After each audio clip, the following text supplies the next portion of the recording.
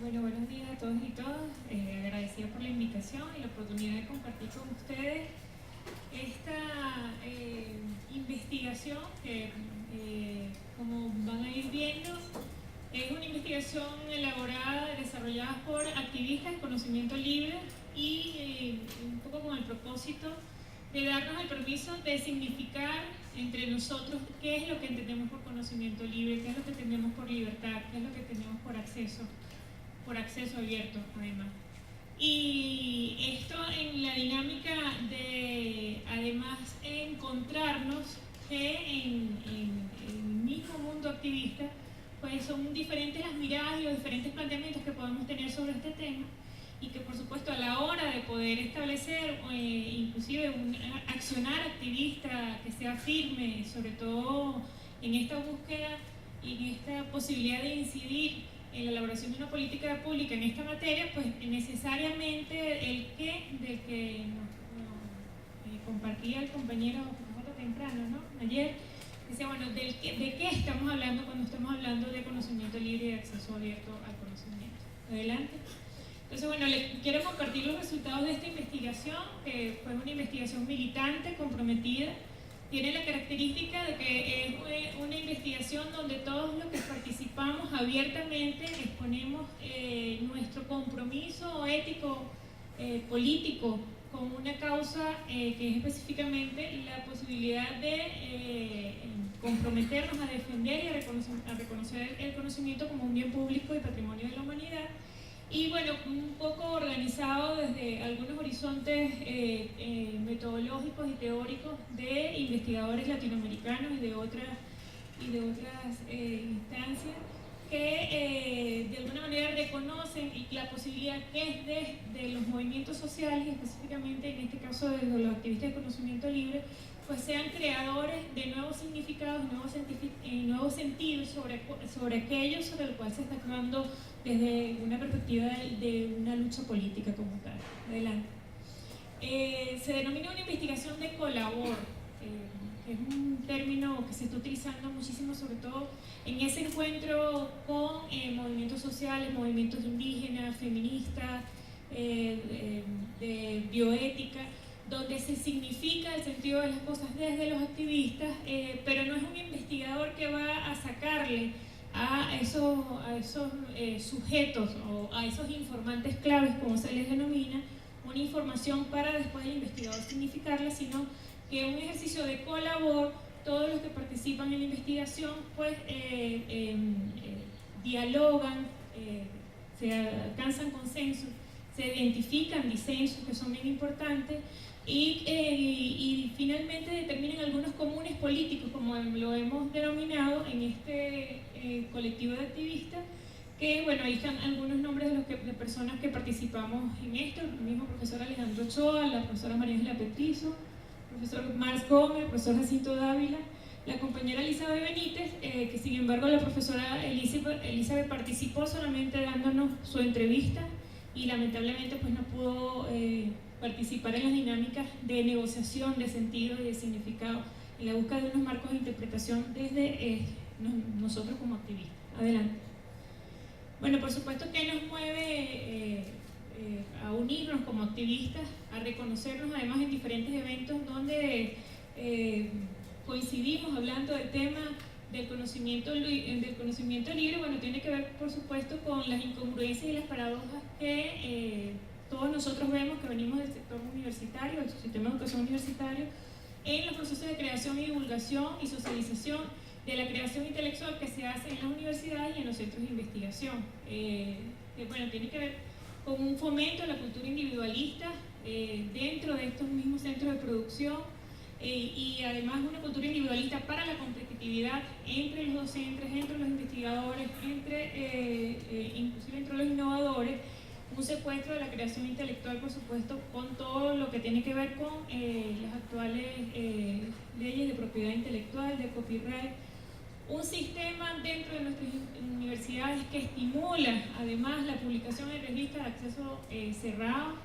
la valoración inclusive del expediente de un docente que tenga publicaciones en revistas indexadas en muchas de esas bases de datos propietarios, pues la valoración es muchísimo mayor a que tenga publicaciones en revistas de acceso abierto. Un conocimiento que está, por supuesto, concebido y evaluado desde una razón, una metódica instrumental, un poco lo que compartí aquí la profesora Miriam, de ese conocimiento parcializado, disciplinar y metodológicamente inclusive secuestrado. Y bueno, esto tiene que ver con lo que planteaba el compañero del INSEE. Hay una, como lo denomina Boaventura, una razón indolente, una arrogancia académica al creer que solamente el conocimiento válido es el que se genera desde estos centros de producción científico y por supuesto un conocimiento concebido como superior. Todos estos elementos, pues muchos autores lo han venido denominando como capitalismo cognitivo, y que, bueno, hace referencia al uso de un conocimiento que por supuesto está al servicio de un mercado, por supuesto, y que además se convierte en un producto, un objeto de mercancía, como cualquier otro producto que está inserto en un modelo de producción industrial. El tema es que en este esquema, que además van a darse cuenta que un poco las reflexiones y los resultados de la investigación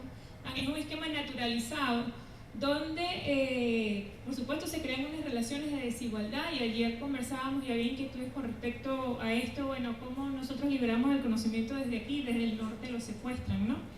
Y Lander pues hace la alerta cuando dice que se crean relaciones de desigualdad, como por ejemplo que el conocimiento proveniente del sur es un conocimiento que es patrimonio ancestral de la humanidad, ¿no? Mientras que el conocimiento del norte está protegido con un régimen de propiedad.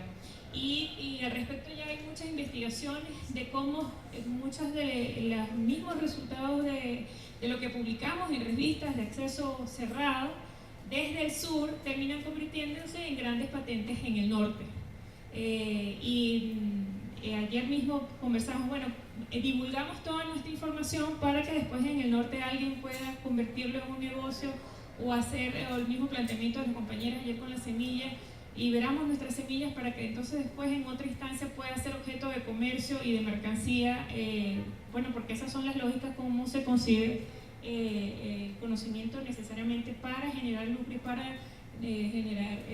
formar parte de un negocio. Adelante. Bueno, estas son algunas de las preguntas que guiaron a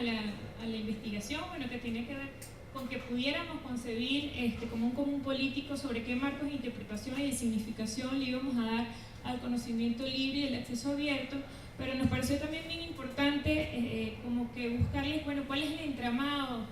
inclusive humano, que nosotros como activistas nos ha llevado a mirar hacia ese lado, a mirar el conocimiento de esa manera. Estamos hablando de un entramado que es político, que es cultural, que es axiológico, que es ético, ontológico. Y inclusive darnos el permiso de compartir algunas dinámicas personales, historias personales, de qué cosas nos llevaron específicamente a mirar los modos como se produce el conocimiento en la actualidad con sospecha, qué es lo que está detrás de estos modos como tal. Y finalmente, bueno, como es una investigación cuyo propósito es generar un discurso de incidencia, un discurso herético, como lo denomina Deleuze, un discurso subversivo para poder denunciar qué es lo que está pasando con esto, por supuesto, cuál es el accionar político, hacia dónde dirigir el trabajo del activista, en este caso de este colectivo del que ya conocen los nombres allí. Adelante. Entonces, bueno, esto fue el objetivo de la investigación, que genera una perspectiva teórica y situada, por supuesto, es decir, esto no son en verdades absolutas concebidas para todo el mundo, sino lo concebimos de una forma bastante situada, que sustente la creación de ese discurso necesario que hay que divulgar y que lo concebimos como un discurso subversivo que de alguna manera denuncia pues qué es lo que está pasando con la forma de producción. Adelante. Bueno, esto nos llevó a diferentes fases relacionadas con el proceso de investigación, acción, construcción, diálogo y consenso. Adelante, voy a ir más rapidito.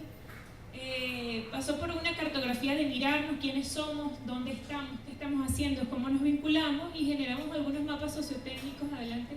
que nos permite reconocernos, cómo todos los que estamos allí pues hemos estado coincidiendo en proyectos académicos relacionados con el conocimiento libre eventos políticos, proyectos de incidencia política, y aquí inclusive sobre cuáles son los temas que nos preocupan y sobre los cuales escribimos, donde van a poder ver que aquellos temas que tienen unas barritas mayores es en donde más tenemos coincidencia. Una crítica al sistema de publicación científica, una crítica a la neutralidad científica tecnológica, al mismo sistema de producción, y además la concepción de un conocimiento libre que van a ver más adelante cómo lo concebimos como un conocimiento liberador, y que me gustó muchísimo cómo lo denominó ayer el compañero J, un conocimiento libertador. Adelante. Bueno, pasó por todo un proceso de codificación, de categorización, y hasta que llegamos ya específicamente a darle sentido a 5 aspectos bien interesantes. Uno que tiene que ver cómo concebimos el conocimiento, cómo concebimos el conocimiento libre, el acceso abierto, las restricciones y las razones que de alguna manera sustentan ese accionar. Vamos un poquito más adelante. Ok, fue interesante que al preguntarnos cómo concebimos el conocimiento libre, necesariamente nos tuvimos que detener a, bueno, pero ¿qué es lo que concebimos como conocimiento? Antes de ponerle el apelativo de libre, ¿no? Y estos fueron algunos de los aspectos que definimos como comunes políticos, unos referidos a elementos que nos llevan a definirlo nominalmente como un conjunto sistemático de saberes que forman parte de una red de creencias, que dan una garantía para el buen vivir, y esto es bien importante. No es un conocimiento que nos destruye, sino que da esa garantía para el buen vivir, y que además necesariamente es producto de convenciones sociales donde todos nos ponemos de acuerdo que ese conocimiento tiene validez y sirve para algo. Hay unas dimensiones que tienen que ver con el origen de ese conocimiento, y que además es bien fuerte la idea que es un conocimiento que forma parte de una condición intrínseca del ser humano, y por lo tanto lo hace, como lo dice María Ángela, genuinamente libre, que tiene un origen que parte de las preguntas de esa gente. Y entonces aquí cobra sentido cómo vamos a una universidad que ya tiene todas las respuestas hechas, pero no necesariamente son respuestas que de alguna manera están insertadas en esas cosas que nos preguntamos sobre la vida y sobre el quehacer, sobre el lugar que tenemos en el mundo. Porque además es bien interesante que es un conocimiento cuyo origen está en esa relación con el otro y con la otra, en esa relación con la vivencia y con el encuentro de aquel que inclusive nos confronta ante los posicionamientos que tenemos. Y bueno, tiene unas dimensiones que consideramos bien importantes. Hay una dimensión geopolítica del conocimiento, que por supuesto está muy relacionado con esa dimensión colonial de la cual ayer el compañero Carlos nos hablaba. Hay condiciones culturales y hay una condición utilitaria, en el sentido que ese conocimiento siempre, en la medida que es útil para resolver los problemas de la vida personal, comunal, vivencial, familiar, del Estado, de desarrollo, por supuesto, va cobrando muchísimo mayor sentido. Adelante. Cuando hablamos ya, bueno, esto es más o menos como el resumen de todas las cosas que le dije ahorita sobre el conocimiento. Adelante. Pero cuando hablamos sobre el conocimiento libre, lo más importante que se evidenció que eso de ponerle el apelativo de libre simplemente es una denuncia. Es decir, no es una cualidad que le da un elemento mayor a esa concepción del conocimiento inicial, sino que simplemente es una denuncia. Y es necesario poner el apelativo de libre porque se está denunciando que en efecto está secuestrado por diferentes formas de restricción que vamos a ir viendo más adelante. Por supuesto, ante este secuestro lo concebimos como una causa política, pero además necesariamente tiene que ser un conocimiento que en el marco de este proceso revolucionario, en el marco de despertarnos de lo que somos y de esa necesaria creación del sujeto político que requiere la refundación de la patria, es un conocimiento que nos libera, que nos liberta, nos hace libres, nos hace libertadores además. Hay unas cualidades que tienen que ver, bueno, que es un conocimiento que es nómada, que no está cosificado, que hace que el Padre Nuestro se convierta en un Chávez nuestro, que se va cambiando en la medida en que el pueblo lo va significando, en que los colectivos lo van significando y le van dando sentido según los contextos culturales, políticos y de emergencias que tengan las personas, que se comparte en la misma manera en que lo damos y que además amerita una condición colaborativa y por supuesto de alguna manera lo pone enfrente a esa restricción naturalizada de lo que es la formación para el éxito individual y la competencia. Adelante. Esto tiene que ver con unas restricciones que me parecen que son las más importantes. Ese conocimiento está secuestrado desde dónde, por quiénes, cuáles son las creencias, los imaginarios que están instituidos y naturalizados, por los cuales el conocimiento son para algunas personas y para otras no. Y fíjense que vemos 4 escenarios de restricciones, o de donde salen las restricciones. Una de ellas es del propio Estado, y precisamente cuando conversábamos de todas las condiciones que están presentes en el Estado, de ahí es donde sale ese hilado de ideas que Jacinto les presentó ayer sobre el manual de infogobierno, en el sentido, bueno, que hay contradicciones presentes en el Estado con respecto al manejo de la información, al acceso a esa información. Hay, por supuesto, una ausencia de la política sobre el acceso abierto a la información y al conocimiento. Hay, lamentablemente, y suena rudo, y no nos hace imperialistas ni antirrevolucionarios decir que hay un fracaso en la política educativa. Sí, las universidades siguen siendo mausoleos, como lo dice la profesora Miriam. Hay iniciativas importantes, pero no hemos podido incidir y romper en las lógicas sobre las cuales está montada la estructura de nuestras universidades, donde, por supuesto, subyace una concepción instrumental del saber. Y en los mismos centros de producción del conocimiento, bueno, toda la forma de organización que ya inicialmente les conversé, de cómo hay todas relaciones subyacentes, de que hay alguien que sabe, alguien que recibe, donde no hay esa posibilidad de formar para la pregunta, sino formar para poder ser consumidores de respuestas que, por supuesto, responden a modelos específicos de desarrollo. Hay restricciones de imaginarios sociales, o sea, en el común. Es que no todo el mundo tiene que saber, no todo el mundo es proveedor de ese conocimiento. No solamente somos sujetos de aprendizaje, como vimos allí algunos compañeros, como se definía en el video, sino somos sujetos de conocimiento, somos portadores de conocimiento. Pero están esas restricciones allí naturalizadas en nuestros propios imaginarios, una subestimación por lo local. No, es que es mejor todo lo que es internacional, es mejor todo lo que viene de afuera. Hay una subestimación además por la solidaridad, hay grandes dificultades para trabajar en comunidades, y bueno, lo vemos cada día en las dinámicas en nuestros consejos comunales y en las propias dinámicas de los movimientos sociales. También vimos unas restricciones propias del movimiento de conocimiento libre. Creemos que hay una discusión dentro del movimiento que se está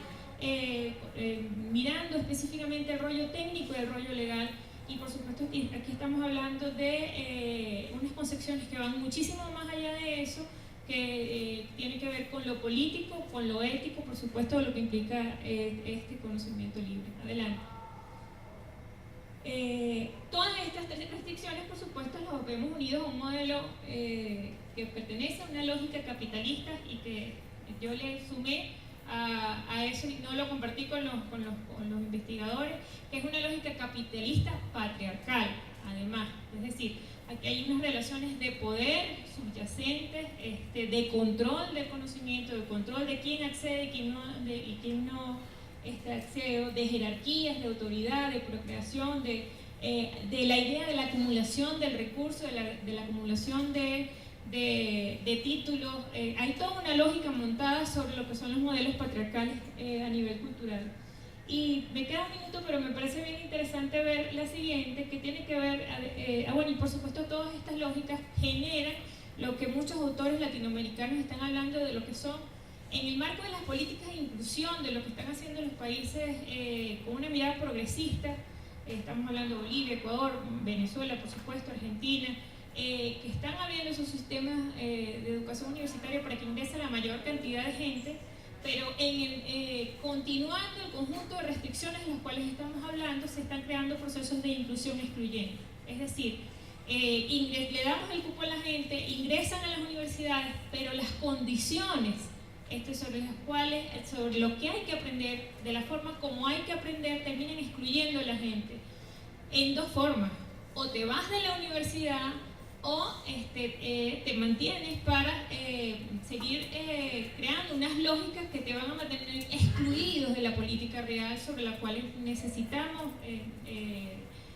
poder desmantelarlas para crear ese sujeto político que necesitamos. Adelante. Esta parte que es la contraparte y tiene que ver, bueno, cuáles son las razones que podemos tener para poder ser activistas detrás del conocimiento libre, pro conocimiento libre. Y hay unas razones que son ontológicas, en el sentido que no puede haber ninguna restricción al conocimiento, exceptuando aquellas que son de la naturaleza biológica del ser humano, como tal, razones de vida, y además un conocimiento, un reconocimiento de esa condición natural y además de la misma condición vulnerable que puede tener el ser humano al poder acceder o no a esa posibilidad de conocer y hacerse la pregunta. Unas razones que son políticas ideológicas, todos concebimos la posibilidad de que estemos pensando en esto, lo estamos pensando porque estamos en el país de Chávez. Y ayer cuando dábamos la discusión por el tema de la semilla, vimos que esa es una causa que y de la posibilidad de crear una política pública de forma participativa, pues en efecto tiene que ver con esa posibilidad de mirar ese conocimiento desde la izquierda, como lo podríamos ver. Pero también hay razones culturales. Por supuesto tiene que ver con esa idea de la cooperación, de que hay un pacto de corresponsabilidad con el ciudadano, de generar condiciones de justicia social, de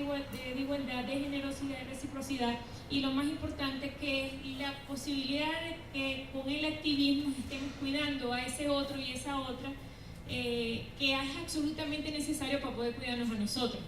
Es decir, no es solamente un acto de generosidad, de dar el conocimiento, sino que en la medida en que todos tengamos esa posibilidad de acceder a ese conocimiento, de cuidar de que se tenga acceso a ese conocimiento, pues es la posibilidad de transformarnos, porque la transformación no se hace de manera personal, sino se hace con el colectivo y con el otro y con la otra que te permite despertar. Adelante. Todas estas razones,